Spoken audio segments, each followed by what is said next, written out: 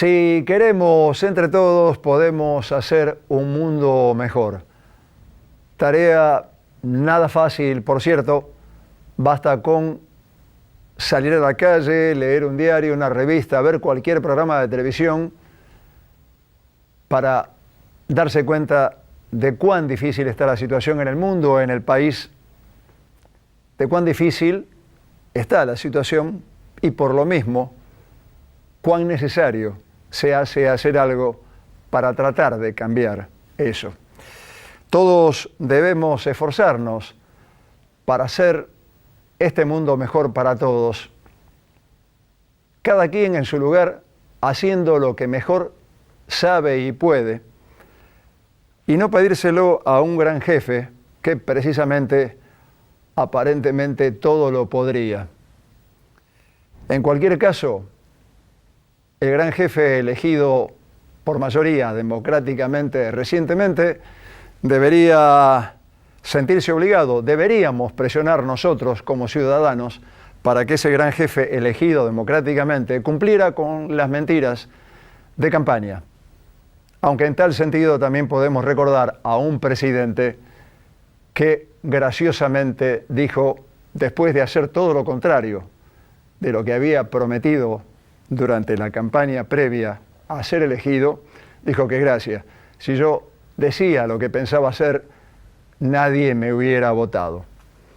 Además, la sociedad ciertamente está cada vez más complicada para la mayoría de la gente, para quienes somos cada vez más un número, una unidad de consumo. Y esto, que está muy repetido, no por eso deja de ser cierto. Gracias por estar ahí. Hoy para ustedes entrevistas a Gabriela Mucio, Flor Arribálzaga, Nicolás Stancic, Ramiro Puig. Se realizó la Expo Van en el SEC. En el ECU fue inaugurada una muestra de Rodolfo Elizalde. Terminó la Feria del Libro, agenda filmada y más. Antes, como de costumbre, los auspiciantes y el deseo de siempre. ¿De aquel lado? Esténse bien. Las siguientes firmas auspician el cuento de la buena pipa en pintura. Artística New Plenty, distribuidora mayorista para artistas y artesanos. Laboratorio Civic, los espera en su nuevo centro de atención de Boulevard Oroño 287, con exclusiva atención los domingos de 8 a 12. San Cristóbal Seguros, tu compañía. Calidad académica y compromiso social. Instituto Universitario del Gran Rosario. Promoviendo una cultura universitaria inclusiva. Delfín. Telas de tapicería, cortinería, toldos. Fundación Federada 25 de junio. Acompañando a la cultura rosarina. Norberto Moretti, clases de dibujo y pintura. Salta 2969, departamento 3, teléfono 438-5867. Previnca Salud, llevando salud a tu casa. Teléfono 426-2201. Murió a los 87 años Miguel Ballesteros. Fue director del Museo Castañino durante muchos años. Hay una pintura suya en el Vaticano, único rosarino que logró ese lugar. Ganó muchos e importantes premios a lo largo de su dilatada carrera como artista plástico. Fue profesor de Bellas Artes de la UNR y curador del Espacio de Arte de la Bolsa de Comercio desde su inicio en el año 2000. Fue nombrado artista distinguido por el Consejo Municipal en 2013. Es parte importante, sin duda, de la historia del arte de Rosario. De firmes convicciones, Ballesteros no tenía inconvenientes en defenderlas donde fuese. Vamos a ver un momento de la nota que le hice el año pasado cuando inauguraba precisamente en la Bolsa de Comercio una muestra de Oscar Herrero Miranda. Estás mostrando la obra de Herrero Miranda, que no solamente fue un gran maestro, un gran pintor, sino también fue muy amigo tuyo. Así que esta muestra te debe poner particularmente en un estado sensible determinado. Exacto, exacto, porque Herrero Miranda era un hombre de pocas palabras. Yo me sentí gratificado cuando era alumno de la escuela y era profesor. Él y Othman y Herrero Miranda y Uriarte eran profesores de la facultad. Y yo siempre busqué a la gente grande para aprender, porque es con la que se aprende. Es decir, ahora buscan, entre los chicos se juntan, la gente se junta y soy el mejor, vos sos el mejor, bueno. Y entonces encontré un eco muy singular en ellos. Y bueno, y por eso tuve toda la vida un afecto, un cariño muy grande, aparte de no solamente cariño y afecto, sino un respeto por lo que hacía. Era un hombre que no había visto nunca la pintura europea y sin embargo se adelantó a muchas cosas. Había rivalidades muy pronunciadas, entre ellos Herrero en el grupo del Litoral. Fue uno de los fundadores, ¿no? Sí, fue uno de los fundadores. Y bueno, y habían una rivalidad grande con Grela y Gambartes, que eran supuestamente de una corriente política distinta. Eran de izquierda y estos eran de... El problema era que Uriarte vendía todo lo que hacía. Eso fue lo que lo mató a Uriarte. Sin la gente no miraba si era bueno, si era malo. No. Y bueno, empezó una tirria ahí.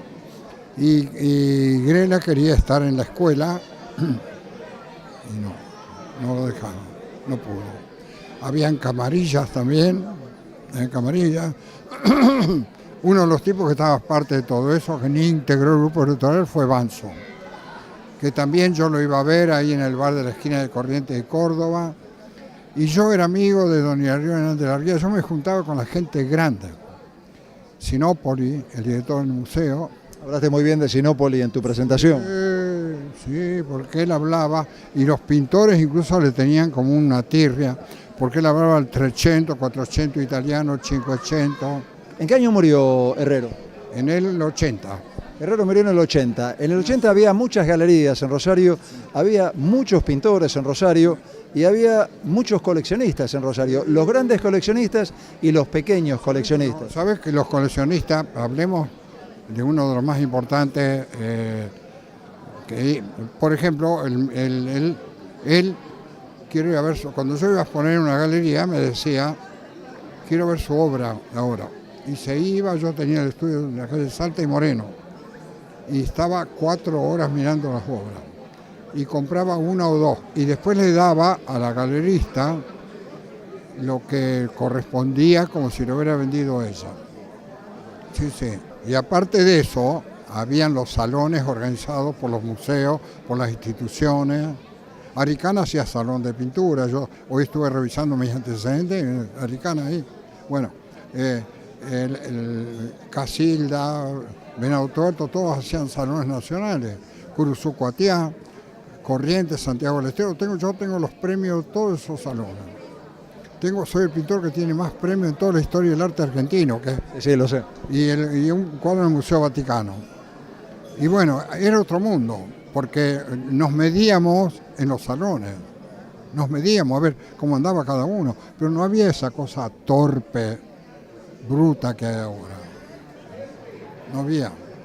Que el que mira una obra tiene que ampliarla y llevarla a sus conocimientos para que sea como él piensa. Basquiat vendió $200 millones, una obra más que Picasso. Un chico en un barrio ahí que nunca fue a ninguna escuela de nada. ¿Y cómo explicás esa situación, ese fenómeno del mercado de arte? Porque eso tiene que ver con el mercado. ¿Cómo lo explicás? Esto empezó cuando dejaron el mercado de arte que funcionara en París, lo trasladaron a Nueva York. Ahí empezó con Andy Warhol y siguió con todo esto. Yo me llevé la desilusión más grande de mi vida en la parte artística, porque yo amaba a Rothko, lo amaba. Y estando en México, vi un día en un negocio de turismo, paquete a Estados Unidos. 5 días en Washington, 5 días en Nueva York, pasaje y hotel, $500. $500. Y voy, pero yo quería ir, porque en ese momento Rothko había sacado en Nueva York y había hecho una galería como una capilla en Houston. Y le digo a la chica, cuando le digo, pero yo tengo un problema, tengo que ir a Houston. Me dice, justo señor, porque el avión lo lleva de México a Houston y después a Washington, Nueva York. Y me fui a verlo. Obras enormes. Le llevé la gran desilusión de mi vida, porque yo lo amaba. Era todo oscuro, era todo azul oscuro, no decía nada.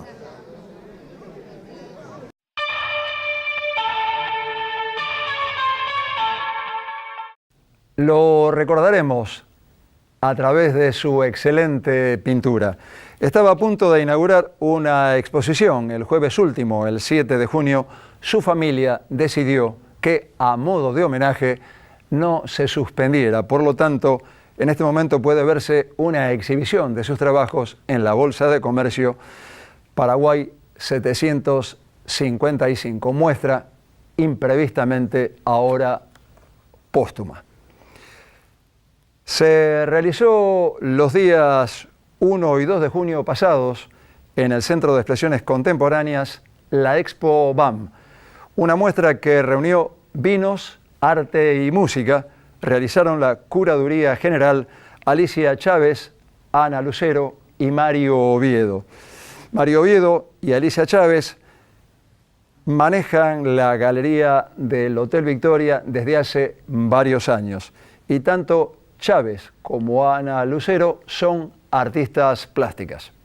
Ustedes son los tres responsables de la parte artística de esto que se está viendo hoy y mañana, que concluye en el SEC BAM, que es una muestra que incluye vino, música y arte. Sí. ¿Me cuentan cómo se les ocurrió la idea, cómo se desarrolla?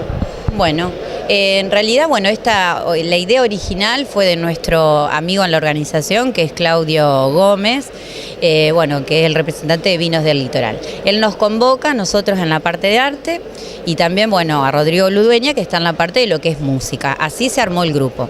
Nosotros armamos un proyecto y lo presentamos acá en el Centro de Expresiones Contemporáneas, y fuimos, les encantó la idea. Roberto Echen fue uno de los primeros, la verdad, que nos apoyó, Cristian, también Marchesi, y a partir de ahí empezó esto el año pasado, más o menos creo que fue abril, ¿no, Ana? Que trajimos la carpeta con Ana, y ahí empezó todo el trabajo, también junto con la gente del SEC, coordinando cómo deberíamos hacer la selección de los artistas, y empezó un trabajo primero con convocatoria, una convocatoria abierta, y después algunos artistas también seleccionados, pero sobre todo una convocatoria abierta. Sí. Esa convocatoria fue a través de algo escrito, a través de las redes, a través de los diarios, ¿cómo fue? La convocatoria fue digamos, a través de las redes, que enviamos a todos los artistas que conocemos.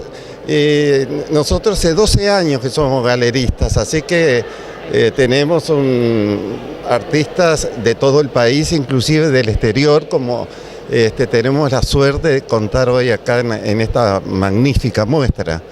Así que fue una convocatoria, como dice ella, abierta, inclusive a gente que no pertenece a la galería. Así que la verdad que la convocatoria tuvo un éxito impresionante, la calidad de obra también súper impresionante, y para hacer la curaduría tuvimos varios meses como para elegir, digamos, las temáticas y cómo podríamos ubicarlos dentro de este lugar, y que creo que lo logramos. Gracias a Dios todos los artistas que han venido están muy contentos, están felices de estar como nosotros, por supuesto, de estar formando parte de este gran evento, que es la primera vez que se hace acá en la ciudad de Rosario. Es un evento histórico, que se une el vino, el arte y la música. ¿Tu papel? Vos sos artista igual que Alicia, pero aparte también estuviste trabajando en la coordinación de esto. En general, sí, en la convocatoria también, en la planificación y también ayudando en la parte de música y arte un poco. Así que hicimos también la selección de los músicos, armándolo entre todos un poco. ¿Las bandas también las convocaron ustedes? Sí, Rodrigo Ludueña, que está en la parte de música, él se encargó de convocar a las bandas, que ahora en instantes toca el grupo de A3, que es de chamamé, de música del litoral. Luego hoy está Walter Gandini y las Vacas Sagradas, que viene de Buenos Aires, que hace blues. Mañana tenemos a Lucrecia Aragón y Quevanas, que es local también. Y tenemos a él la banda Santelmo Lunch, que cumple 15 años de trayectoria, así que estamos muy contentos que nos acompañe. Y la verdad estamos muy contentos porque acá lo que nosotros quisimos predominar también es que sea arte contemporáneo, porque bueno, tiene que ver también con el lugar, por eso también se eligió el Centro de Expresiones Contemporáneas. Así que, y bueno, tuvimos la suerte de tener un artista de Colombia, de Chile, de Uruguay, artistas de Buenos Aires, muchos de acá de Rosario. La verdad la convocatoria tuvo muchas respuestas, sinceramente no fue fácil también seleccionar. Pero bueno, la idea esto es, si Dios quiere, volverla a repetir, o sea, que se vaya instalando en la ciudad. Me parece que... y algo que quiero decir, que estamos muy felices, es que fue declarada de interés, turístico por la provincia.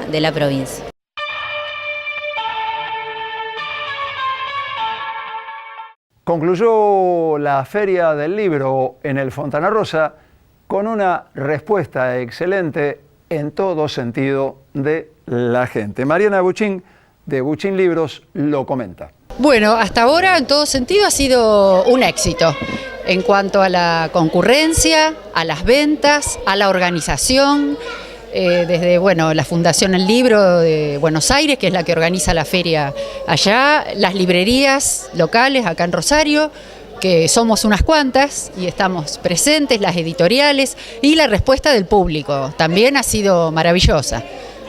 Venir, recorrer, comprar, hay libros para todos los gustos y todos los precios, para todos los bolsillos. Además, como decía Borges, los libros no se encuentran, entonces todos se llevan algo, alguna oferta, alguna novedad, algún libro que han estado buscando hace tiempo. Los chicos también tienen mucho contacto con el libro, siempre encuentran algo, a las mañanas vienen en las escuelas, así que bueno, hasta ahora el balance es fantástico y todos los días también hay actividades, encuentros con autores, presentaciones de libros, charlas, debates. Ayer estuvo Luciana Pecker, hoy estuvo Claudia Piñeiro, Selva Almada, va a venir Hernán Casiari, ha estado Angélica Gorodischer, Reinaldo Sietecase, también autores locales y también autores que han venido de afuera, de otros países de Latinoamérica. Sí, ha sido un éxito desde el primer día, el viernes 25 de mayo, que se inauguró. Desde ese día hubo muchísima respuesta, hay gente que viene todos los días.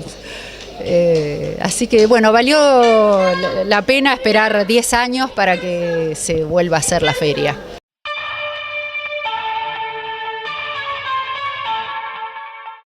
En el Centre Català Entre Ríos 761 se inauguraron 2 muestras. Una de fotografías de Flor Arribálzaga, que llama a su exposición Diálogo de Significantes. En este caso acompaña sus fotos con poesías que también le pertenecen, y una de dibujos realizados con Rotring de Ramiro Page. Él llamó a su muestra Tinta Botánica. La muestra se llama Diálogo de Significantes. Explícalo. Bueno, precisamente consiste en un diálogo entre las letras, entre poesías y imágenes. Entonces, por eso le puse diálogo, porque algo tienen que ver las imágenes con los escritos. ¿Las imágenes son tuyas y las poesías? También. En realidad el proceso es... primero escribo y después, en realidad lo escribí independientemente de las imágenes, y después dentro de mis imágenes busqué aquella que me parecía que podía dialogar con los textos. Por eso son 2 lenguajes diferentes. Yo intenté hacer como un diálogo entre estos 2 lenguajes, pero son esencialmente diferentes. Intenté que en esta muestra se complementaran, pero ni la imagen explica el texto, ni el texto explica la imagen, en realidad. ¿Cuál es tu formación, Flor? Bueno, yo soy licenciada en Bellas Artes, me recibí aquí en la Facultad de Humanidades y Artes en Rosario. Después estudié fotografía en Buenos Aires con Juan Travnik y con otros referentes allí en Buenos Aires. Y bueno, nada, contadora de base. ¿A quién admiras en la fotografía, acá, afuera, ahora, antes? Bueno, en la fotografía mi referente es Gret Stern, cuya fotografía admiro y amo, y yo de hecho trabajo muchísimo en fotomontaje. Y bueno, y después en materia de pintura yo amo a Magritte y sus nubes y sus interrogantes y bueno, y todas, en general todos los artistas del surrealismo. ¿Qué es lo que a vos te gusta? ¿Qué es lo que a vos te llega, te conmueve? El mensaje, que no necesariamente es el mensaje que el artista quiere dar, ¿no? Porque yo soy una convencida de que la obra se completa siempre con el observador. Incluso en muchos de los escritos de esta muestra habla un poco de eso, de las infinitas miradas y las infinitas interpretaciones del arte. Entonces es absolutamente pretencioso que el observador interprete lo que el artista quiere decir. Creo que hasta ni siquiera tiene demasiada importancia. Pero sí que haya una interpretación, aunque sea completamente distinta a la del artista, pero que haya una interpretación. Eso quiere decir que la obra llega y se completa, si no, para mí no hay obra de arte. Definición para el arte. Sí, no, muy difícil, pero bueno, para mí es una forma de vida. No sé si otras veces he dicho lo mismo, pero no hay ninguna duda que es como una pulsión. Para mí hacer arte. Es una definición de lo que es el arte en tu vida. ¿Y el arte en general cómo lo definirías? No, creo que no tiene definición. Creo que el arte está en todos lados. A veces se descubre, a veces se genera, pero yo creo que es una comunicación del todo. Ahí hay justamente uno de los trabajos que presento acá que habla del todo, y creo que el arte es parte de todo, es parte de la vida, no tiene una definición. Yo creo que definirlo es encasillarlo en algo que puede ser cercano a, pero el arte no se define, sino no es arte. Ramiro, estás inaugurando una muestra de trabajos hechos con tinta, con Rotring, con una temática excluyente. Son trabajos que tienen que ver con lo botánico. Sí, es solo botánico, es una muestra que había hecho hace 2 años en el Museo de la Ciudad, que son todas especies de árboles o cosas que se podían encontrar, ramitas, hojas que se podían encontrar dentro del Parque Independencia, porque esa era la idea original de hacer una muestra sobre donde estaba emplazado el museo. El Museo de la Ciudad está en el Parque Independencia. Entonces son 15 obras de un tamaño mediano, de 60 por 40 más o menos, todas a la tinta, con Rotring, es un estilógrafo. ¿Tomaste el tema de la naturaleza directamente o acudiste a fotografías? No acudí a fotografías, tomé directamente de la naturaleza porque, bueno, como digo, la idea era buscar cosas que estuvieran cerca del parque, y lo que yo hacía era ir una vez por semana más o menos, fui varios meses, iba recolectando todo lo que podía encontrar, y la muestra se inauguró en octubre, es decir que todo lo que ven acá fue recolectado durante más o menos el invierno, principio del otoño y el invierno. Entonces hay muchas hojas o ramas que están rotas, que están quebradas, que están torcidas porque están marchitas, eso seguramente se puede ver. De cualquier manera, no están puestos los elementos al acaso. En todos los casos, pensaste en la composición. Sí, salvo en los 2 primeros, como mencionaba hoy, que como eran los primeros que estaba haciendo, quería probar a ver cómo iba saliendo las cosas, y después, a medida que iba pasando los meses, a medida que iba trabajando con distintas composiciones, iba afinando las cuestiones compositivas, y finalmente creo que tienen algo como de heráldico, algo de que los elementos arman tipo como si fueran emblemas. Creo que eso le da como un nivel de nobleza, digamos, a los materiales que utilicé, a las ramas, a las hojas, que, digamos, los ponen en una posición elevada, y creo que les da mucho más valor de lo que en realidad por ahí nosotros no vemos. ¿Por qué Rotring? ¿Por qué dibujo? A mí me gusta trabajar siempre la técnica y la forma, además del contenido. Creo que es una de las partes más importantes, si no la más importante, porque es lo que nosotros vamos a ver, el contacto directo que tenemos con lo que vemos, con las obras. Y la tinta Rotring yo siempre había dibujado, pero nunca había hecho algo tan detallado y realmente no sabía si iba a lograrlo porque tenía algunos cuantos meses, pero eran obras muy grandes para hacer dibujo. Y eran muchas, entonces no sabía, estaba muy dubitativo al principio, pero me convencieron, digamos, lo hablé con muchas personas y me convencieron de que lo intente porque es una técnica muy llamativa y creo que le agrega mucho más valor a la obra que tal vez si lo hubiera hecho solo con lápiz, porque tampoco es que soy un magnífico dibujante a lápiz, entonces, qué sé yo, para agregar un poco más de valor, esta cuestión de curiosidad para poder acercarse, que la gente pueda acercarse y ver la técnica tan minuciosa, creo que le agrega mucho valor. Naturalmente, cuando uno tiene que trabajar en ilustración científica, que no este no es el caso, lo que intenta hacer es, ser fidedigno. Ser fidedigno y ser puramente descriptivo y objetivo, y nunca podría haber pasado en una ilustración científica poner muchas especies juntas porque no tendría sentido, y sobre todo tampoco ponerlas en posiciones tan sugerentes en el sentido de que, son composiciones que no están pensadas para describir, sino para sugerir.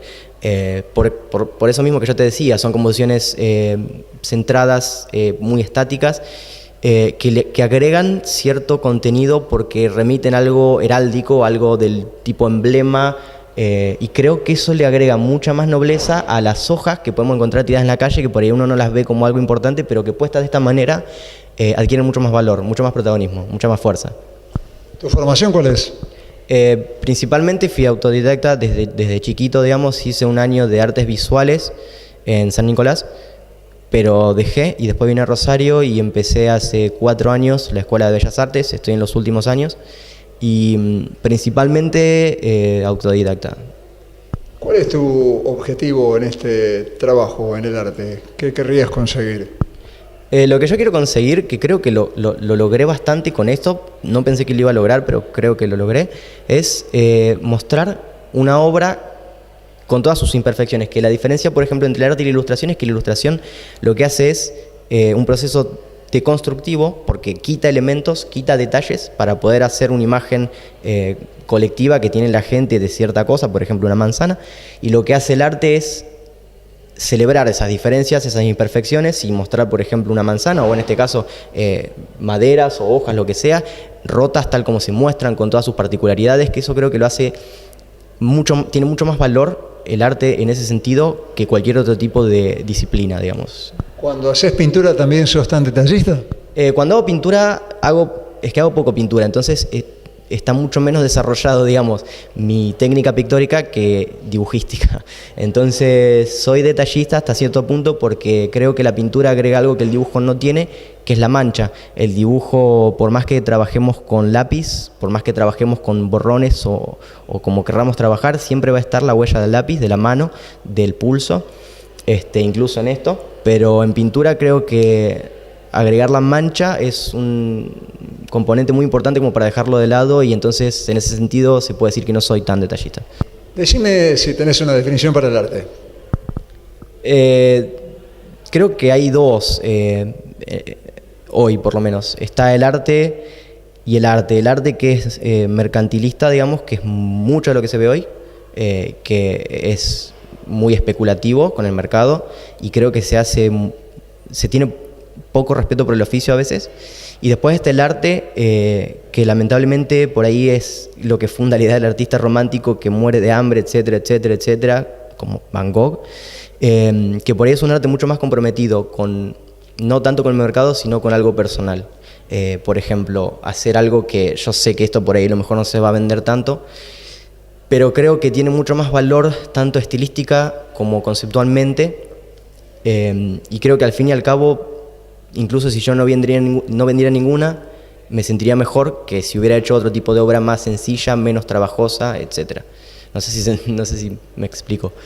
Hay como una vereda que transita lo comercial y que a veces se confunde también con lo otro, y lo otro que es arte, y como decís vos, hay gente que por ahí nunca es reconocida, ni siquiera conocida, pero que hace lo que siente que debe hacer, ¿no? Como una misión. Yo creo que sí, y de hecho hoy, por supuesto que hay un montón de artistas que son muy reconocidos, muy valorados y trabajan estupendamente, pero me parece que se le da más publicidad, a lo mejor no más valor, pero sí más publicidad a otro tipo de arte que es más mercantilista y como menos logrado. Creo que no se valora tanto la técnica como antes, y es una gran pena porque al fin y al cabo lo que nosotros necesitamos para poder dibujar o para poder hacer cualquier tipo de obra visual son los elementos del lenguaje pictórico y la técnica, porque si no sabemos las letras, si no sabemos el abecedario, no podemos escribir una novela, por ejemplo. Lo mismo con el arte visual, tenemos que tener muy en claras las cosas que necesitamos hacer, y lamentablemente, aunque quisiera que no fuera así porque me gustaría poder avanzar más rápido, lleva mucho tiempo. Realmente el arte es caro en ese sentido, es caro en el tiempo. Se necesita muchísimo tiempo para poder hacer cosas.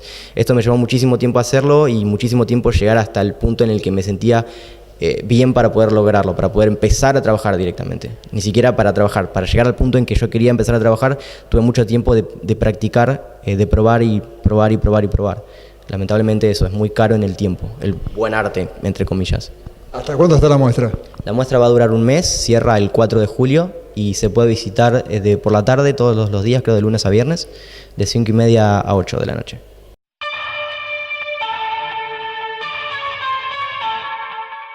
Los dibujos de Pash son estupendos, cuidados, prolijos, no solamente descriptivos, sino también pensados como producto artístico. Muy buena exposición. En el ECU San Martín 750 pueden verse dos exhibiciones, una de dibujos de Nicolás Stancic y otra, mirada urbana, óleos, acuarelas y témperas, de Rodolfo Elizalde. Hablé con Stancic, con Martina Elizalde, hija de Rodolfo, y con Hugo Cava, artista y responsable del espacio de arte del ECU. Estás inaugurando una muestra de dibujos, tintas y acuarelas, Nicolás, en el ECU. ¿Le pusiste nombre a la exposición? Le puse dibujos, así. ¿Dibujos simplemente? Bien simple, no me la rebusqué mucho. ¿Cuánto tiempo de preparación para esta muestra?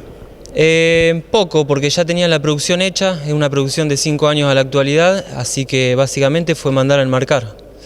¿Por qué dibujos? ¿Por qué no pintura, por ejemplo?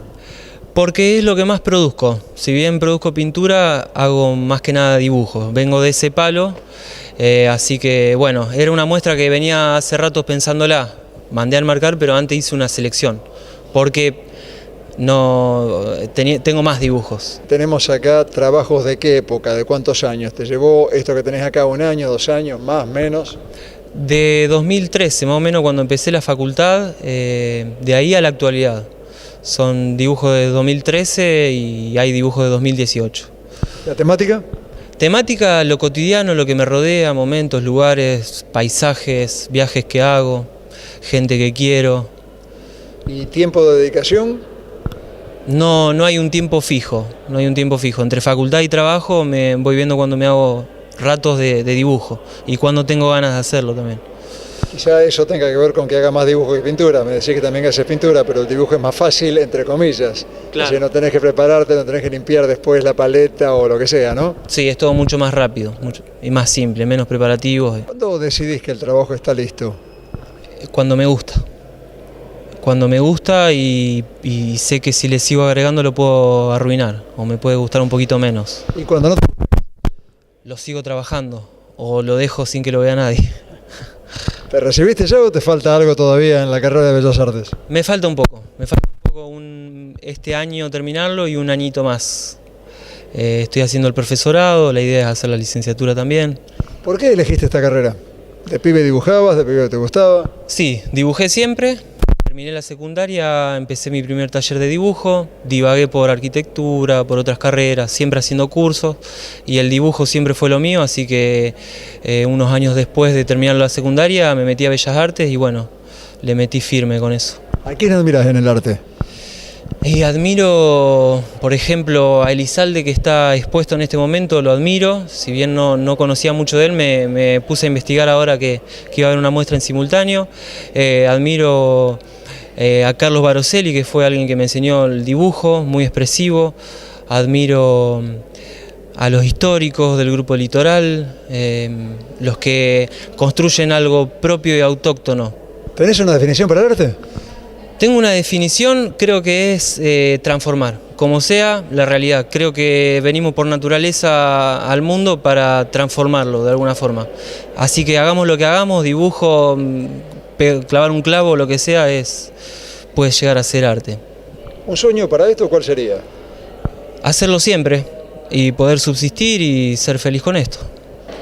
Una nueva oportunidad para ver la obra de tu padre, Martina, en un espacio que vos manejás. Hugo, un placer ver esta exposición. ¿Cómo hicieron la selección? ¿Cómo decidieron qué recorte hacer?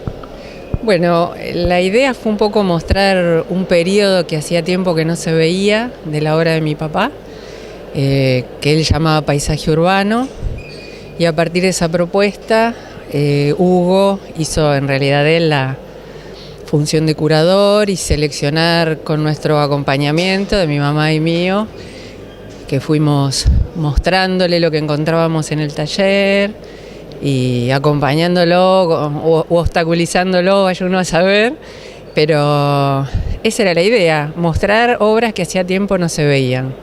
¿Te resultó difícil la selección? Porque además el Colorado era un tipo muy prolífico, trabajaba mucho, había mucha obra. Sí, muchísima obra. Hacía falta hacer un recorte, fue lo primero que charlamos con la familia cuando nos pidieron de hacer en una muestra en el espacio cultural de la universidad. Y bueno, cuando ellos decidieron el recorte o propusieron el recorte, a mí me pareció que era uno de los recortes que yo más conocía, y que, como vos decís, por lo prolífico que era Rodolfo, hay muchísima obra, la cantidad de obra que quedó en el taller no te imaginas. Así que hicimos una selección, que ella dice que la hice yo, pero es mentira, la hicimos entre los tres, y hacíamos una cosa bastante democrática, los que nos gustaban a los tres pasaban a la selección y se subían a la muestra. Para mí es un orgullo enorme que la familia me haya abierto la puerta de su casa y del taller de Rodolfo para hacer esta curaduría. Y para mí también es algo anormal, porque yo hace 5 años que estoy a cargo del espacio cultural de la universidad, de la parte de plástica, y es la primera vez que hago una curaduría, digamos. Todas las demás muestras, lo que hacía yo era producción de las muestras. Esta vez hice producción y ayudé también un poco en la curaduría, por lo tanto, doble alegría. Evidentemente está muy agradecida y también con la misma humildad que Martina dice que el responsable somos.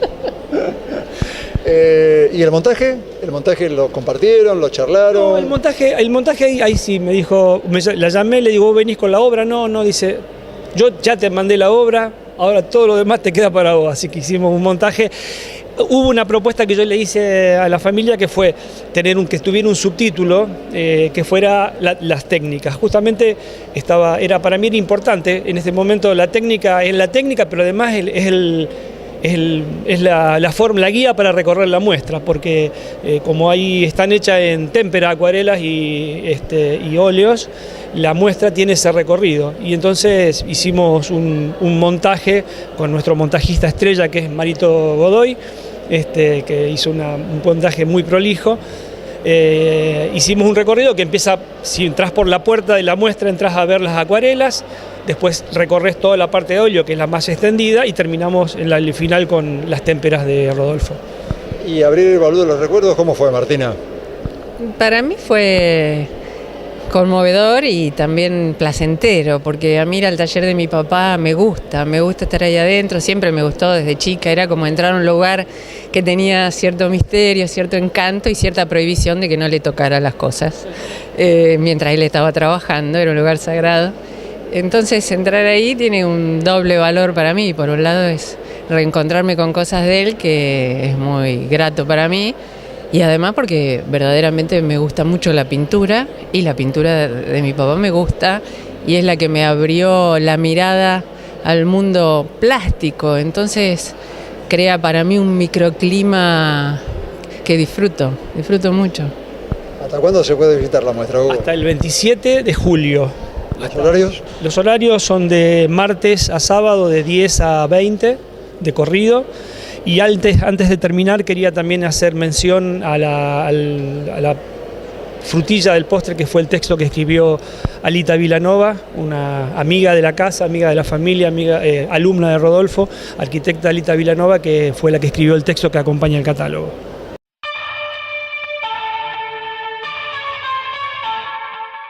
Una muestra muy buena, la de Elizalde en LQ, para no perdérsela. Coherencia, limpieza, obra aparentemente silenciosa, pero con mucho desplazamiento en sus encuentros de horizontales, verticales y diagonales.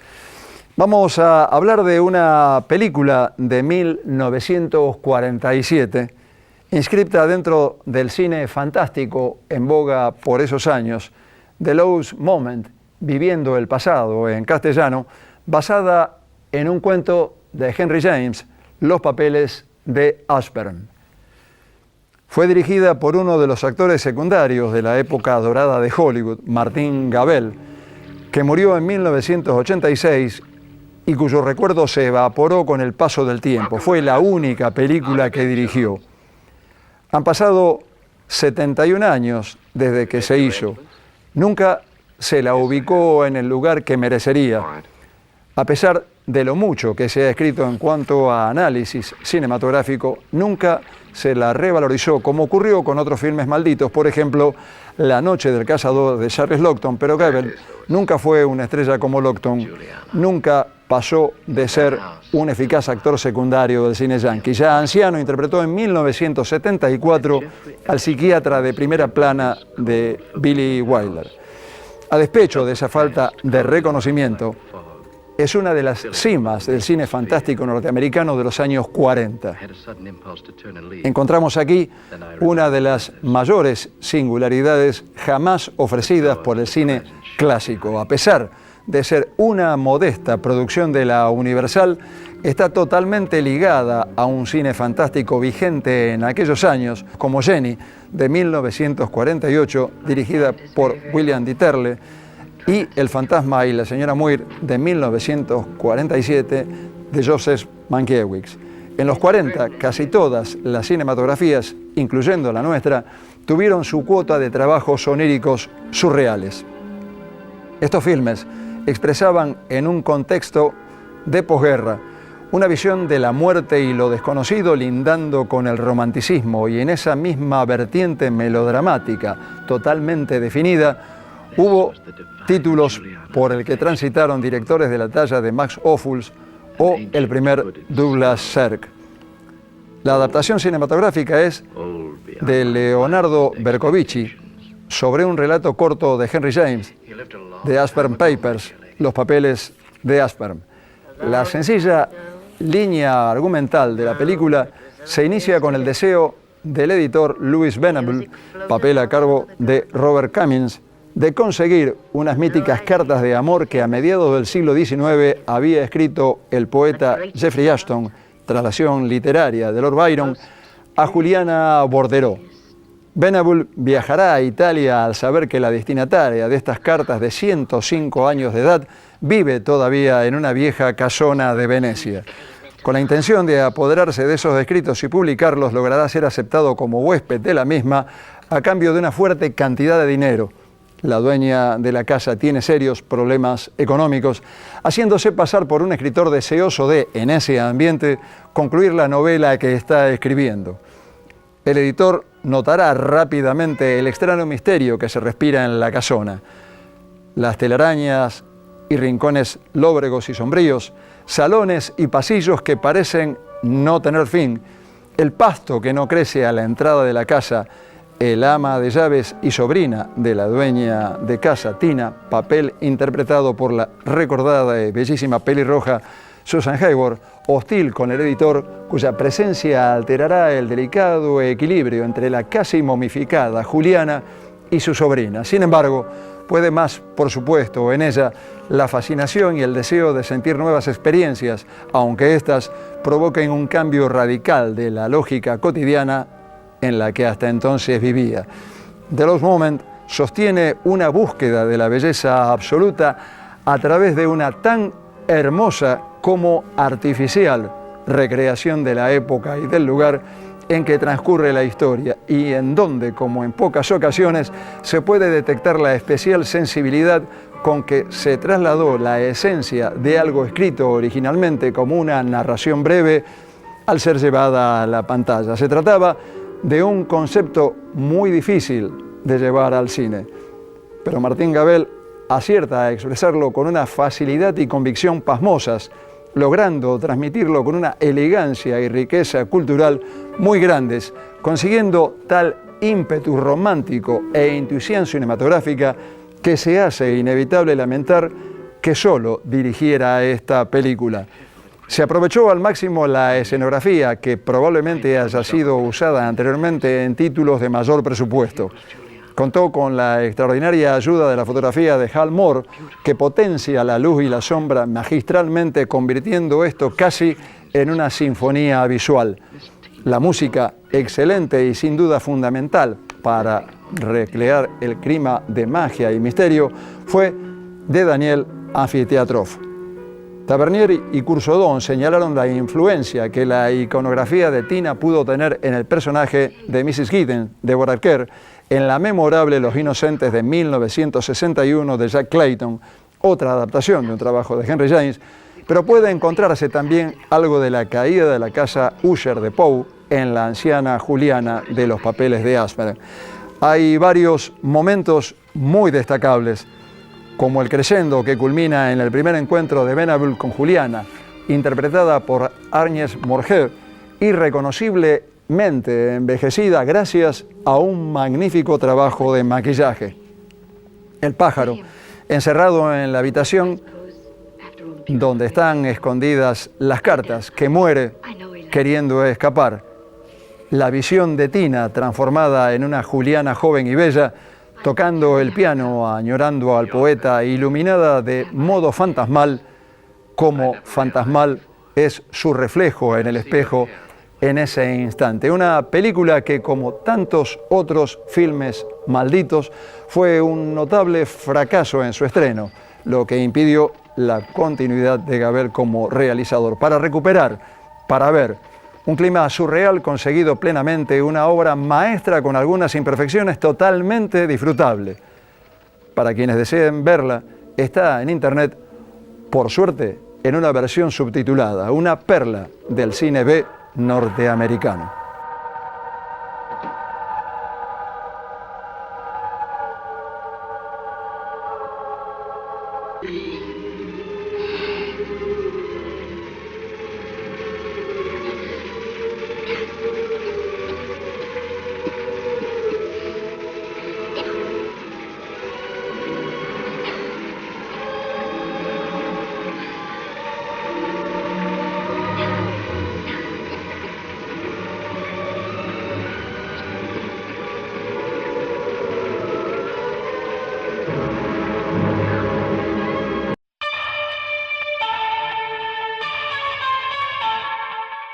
Si les gusta el cine norteamericano de clase B y el género surreal, no se pierdan esta película. Gabriela Mucio nació en Marcos Juárez, Córdoba, en 1969. Vive y trabaja en Rosario desde 1990. Estudió fotografía en el ISET y se especializó con Alberto Goldstein, Eduardo Gil, Adriana Lestido y Guillermo Bueno. En 1996 inició su formación en conservación con Hugo Gess, Francisco da Costa en Río de Janeiro y Anne Cartier-Bresson en París. Desde 1999 es docente del taller de fotografía de la Escuela Municipal de Artes Plásticas Manuel Musto, integra desde 2006 el equipo de programa de recuperación del archivo fotográfico del Museo de la Ciudad de Rosario, publicó el libro de fotos Los Abrazos, está haciendo una muestra en Subsuelo Balcarce 238. La exposición en realidad surge después de la invitación de que se forma la galería, cuando invitan a formar parte de la galería diferentes artistas. Y ellos tienen planeado una muestra individual de cada uno de estos artistas, entonces bueno, así surge un poco la muestra. ¿Y la selección de la obra a exhibir? Y la selección del trabajo fue trabajo de las curadoras. Bueno, un trabajo en conjunto ahí. Porque vos estás dentro de esa curaduría. Sí, porque es un equipo en el que circulan dudas, intereses. Sí. Claro, María Crosetti, Andrea Ostera, Cecilia Lenardoni y Paulina Scheitlin, que es una de las integrantes de la galería también. Hay un interés muy fuerte a través del tiempo de pensar en otras formas que no fuera solo la fotografía. Son curiosidades, necesidades. Trabajo en la Escuela Musto desde hace 18 años, comparto el espacio de fotografía con grabado, físico, ¿no? Pero también con otros talleres de pintura, de artesanía, de dibujo. Hice algunos talleres en la escuela también de grabado y de dibujo. Y bueno, todos esos intereses van confluyendo en cosas nuevas. ¿Seguís estando en el Museo de la Ciudad con el archivo? En el archivo del Museo de la Ciudad desde 2016, creo, sí. 2006, sí. Hace un poquito más. El archivo, sí, de La Tribuna y El País, y el archivo de Chiavasa y Persia. Una joya. Tenés una formación muy sólida. O sea, estudiaste, hiciste cursos diferentes con diferente gente de mucho talento. Te importa mucho el estudiar, el aprender, porque incluso no sos de mostrarte demasiado. Tus muestras no son muy a menudo. O sea, más bien es una labor callada la tuya, ¿no? Sí, es verdad. Hoy me preguntaban cuándo había sido la última muestra y creo que fue en el 95, 7. Es como la tercera muestra que hago, digamos. ¿Por qué? ¿No te importa mostrar? No está, o sea, obviamente no te debe importar, si no lo haría, ¿no? No, la verdad que no es mi objetivo, digamos. Claro. Mi objetivo está en la formación, pero porque hay con personas que me interesa cómo piensan, o desde dónde producen, o el intercambio que se puede producir con algunas personas, como no solo personas como Adriana Lestido, Guillermo Bueno, Norberto Púzolo, o en fin, o más específico como en el tema de conservación, que es algo que me interesa desde hace mucho tiempo, sino con los alumnos mismos. Yo no creo saber todo, sé algo. Buena hora. Claro, ahí hay un intercambio donde el aprendizaje circula, digamos, por todos lados, en la calle, con la gente, con la familia, digamos, es como constante la circulación de conocimiento de todo tipo. ¿Te gusta hacer docencia? Y a la docencia llegué por casualidad casi, porque siempre dije que era lo único que no iba a hacer en toda mi vida. Nunca digas. Y la verdad es que, bueno, pero no sé si lo hubiera podido hacer en cualquier otro lugar. La Musto es como un lugar en donde sentirse cómodo y... Con colegas también, con los que podés sentirte cómodo. Sí, con todo, digamos, la posibilidad de hacer propuestas y que sean bien recibidas de parte de la dirección. Experimentar, investigar, renovar siempre las propuestas, tener un equipo también de laburo que permite ese intercambio y esa posibilidad. Elegí una obra de las que están acá, o dos, lo que quieras, como para mencionar cómo nació la idea y cómo se hizo la concreción. Elegí la voz y te cuento. Bueno, hay cosas que parecen que llevan mucho tiempo como latentes. ¿Querés saber lo que es? Uh-huh. Es el capullo de seda de un gusano. De un gusano de seda, ¿no? El capullo que crea el gusano de seda, pero desarmado. Y tuve estos capullos hace 4 años, desde hace 4 años, cuando fui a una residencia donde hice unas fotos que están en la trastienda. Y nada, como dice el texto que escribió Ceci, soy una acumuladora de cosas, convivo con un montón de objetos de distinto interés que tienen. Cecilia Lenardón, que escribió el texto, sí. O sea que esto es lo más reciente que hice. Y estas placas de vidrio son un proceso antiguo llamado hombrotipo, pero más conocido últimamente como colodión húmedo. Es bastante complejo, sí. Ahora está bastante de moda también, y me alegro que así sea, como muchos procesos antiguos. Yo empecé a tener interés por los procesos antiguos a partir de mi formación en conservación de fotografía. O sea, como no producirlas, sino conservarlas. Entonces ahí es que sabes cómo se producen, digamos, porque para saber cómo conservarlas tenés que saber cómo están producidas y cuál es el deterioro, cuáles son las cosas que lo pueden deteriorar. ¿Cómo se hace? El colodión húmedo se llama colodión húmedo porque se sensibiliza esta placa de vidrio con el colodión, que es como una melaza, y después se pone en un baño de plata. Ahí se forma la emulsión. Así húmedo como está, se expone en una cámara. Esto, bueno, es el tamaño de la imagen, ¿no? Es una cámara de placa de 1890, antigua y grande.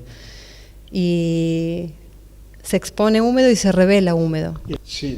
Es una imagen subexpuesta que solo la ves en positivo cuando tiene un fondo negro.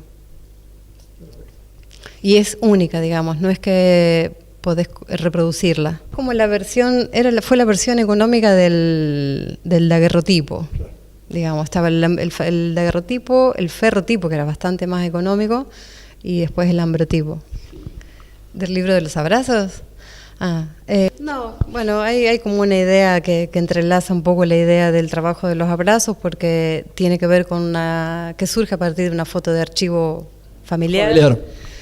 Y que lo que había empezado a hacer era sacarlas, digamos, de cómo invité a la gente a participar. Sacaba las fotos y no quería tenerlas en una cajita, quería compartirlas para contarle un poco de qué iba. Entonces hice encuadernar una especie de álbum finalmente que vuelve un poco al origen. Entonces le iba mostrando, iba como sumando imágenes a cada pareja que fotografiaba. Ahí todos ¿Accedían sin problemas? Sin problemas, sí. Sí, sí. ¿Tenés una definición para la foto? ¿Qué es la fotografía?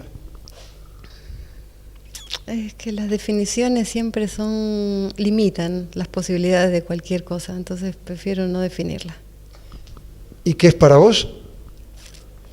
Para mí fue la posibilidad de seguir aprendiendo. Tampoco vamos a definir el arte, porque yo termino las notas preguntando qué es el arte. Es lo mismo que pienso de la fotografía. Vale la pena ver la muestra de Gabriela Mucio, que clausura en Subsuelo Balcarce 238 el próximo 14 de julio. Y nos vamos, no hay tiempo ya para más, les debo la agenda, otras notas que quedarán pendientes para la semana que viene. Esténse bien de aquel lado y recuerden que si queremos entre todos, podemos hacer un mundo mejor. Hay un equipo que está acá, que cuando más lo necesitas, estés donde estés, vayas donde vayas, está siempre cerca tuyo. Yo soy de ese equipo. Asegúrate en la segunda, donde lo primero sos vos. Grupo Asegurador La Segunda. Las siguientes firmas auspiciaron El Cuento de la Buena Pipa en pintura. Artística New Plenty, distribuidora mayorista para artistas y artesanos. Laboratorio Civic los espera en su nuevo centro de atención de Boulevard Oroño 287, con exclusiva atención los domingos de 8 a 12. San Cristóbal Seguros, tu compañía. Calidad académica y compromiso social. Instituto Universitario del Gran Rosario, promoviendo una cultura universitaria e inclusiva. La confianza en el equipo garantiza una óptima productividad. Defante, tecnologías para la producción. Norberto Moretti, clases de dibujo y pintura. Salta 2969, departamento 3, teléfono 438-5867. Previnca Salud, llevando salud a tu casa. Teléfono 426-2201.